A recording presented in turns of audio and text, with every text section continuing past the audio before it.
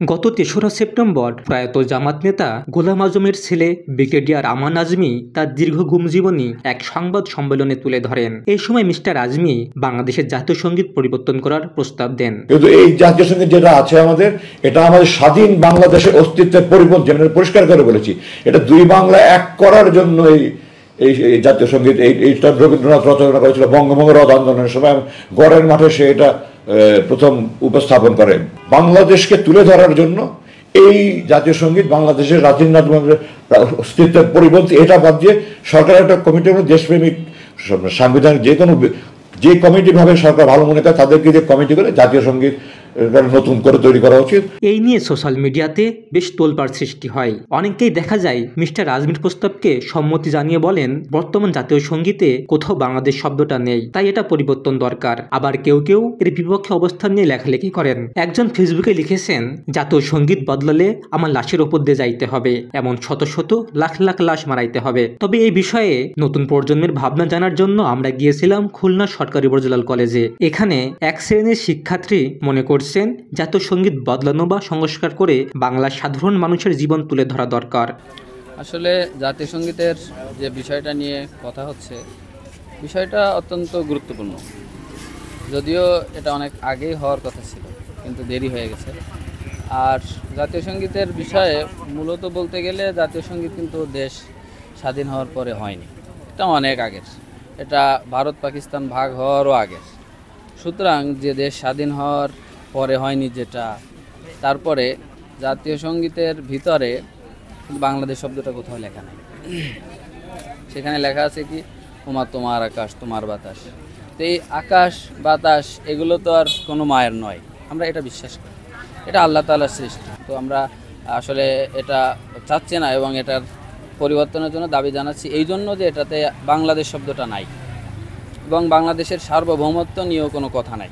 আমি তো চাই যে আমাদের দেশে স্বাধীন হয়েছে, আমাদের দেশের মানুষই তো স্বাধীনতা করছে। আমিও চাই আমার দেশের জাতীয়তা সঙ্গীত সেটা আমার দেশের লোকেরই হোক বা আমার দেশের সাহিত্যিক বা কবিতা যারা আছে, এটা আমি চাই যে আমার দেশের একজন কেউ এই কবিতাটা জাতীয় সঙ্গীতটা লিখুক। মাটি বিষয়টা নিয়ে যে মাটি মা এই জায়গায় আমার একটু সংস্কারের কথা আমার ইচ্ছা হয়। যে মাটি মা বলা হয় যে পূজা টাইপের একটা কথা আসে। মা বলে যে রবীন্দ্রনাথ ঠাকুর এই দেশের যে বিষয়টা করছে, যে মা বলে সম্বোধনা করছে, এই জায়গায় আমি একটু দ্বিধাদ্বন্দ্ব রাখি। এটাকে একটু সংস্কার করি, যে বাংলাদেশের মানুষকে নিয়েই জাতীয় সঙ্গীতটা, এরপরে মাটি বাদ দিয়ে মানুষের ইচ্ছা মানুষের আকাঙ্ক্ষার পরে একটু সংস্কার করি। আবার কেউ কেউ বলছেন, ছোট থেকে আমরা এই জাতীয় সঙ্গীত গেয়ে আসছি, যদি পরিবর্তন করা হয় তবে জাতিগত ঝামেলা তৈরি হতে পারে। আমি জাতীয় সঙ্গীত পরিবর্তনের বিপক্ষে। কেন বিপক্ষে? প্রথমত হচ্ছে আমাদের দেশের সাহিত্য বলেন কিংবা হচ্ছে সংস্কৃতি যেটা বলি আমরা, সেইখানে রবীন্দ্রনাথ ঠাকুরের একটা বড় রকমের অবদান আছে। রবীন্দ্রনাথ ঠাকুরকে আসলে বাদ দিয়ে আসলে সাহিত্য বা সংস্কৃতি আসলে চিন্তা করা যায় না, এটা আমরা আসলে কখনো চিন্তা করতেও পারবো না। কিন্তু যদি এই সঙ্গীতটা আসলে পরিবর্তন করা হয়, তাহলে যেটা হবে সেটা হচ্ছে অনেকগুলা মানুষ, অর্থাৎ যারা আসলে এই রবীন্দ্রসঙ্গীত চর্চা করতো কিংবা রবীন্দ্র কালচারে আসলে অনেক দিন ধরে আছে, তারা এটা বিশ্বাস করবে যে না, এটা আসলে কালচারের উপরে একটা আক্রমণ, অর্থাৎ সংস্কৃতির উপরে আক্রমণ করাটা আসলে কোনো ভালো জিনিস বয়ে আনতে পারে না।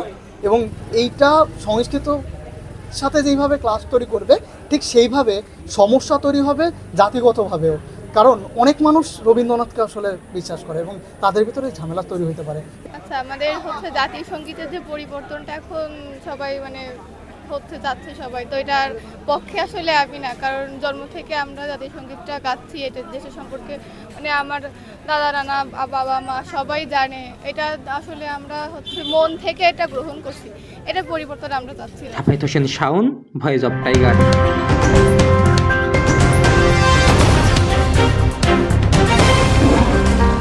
Voice of Tiger.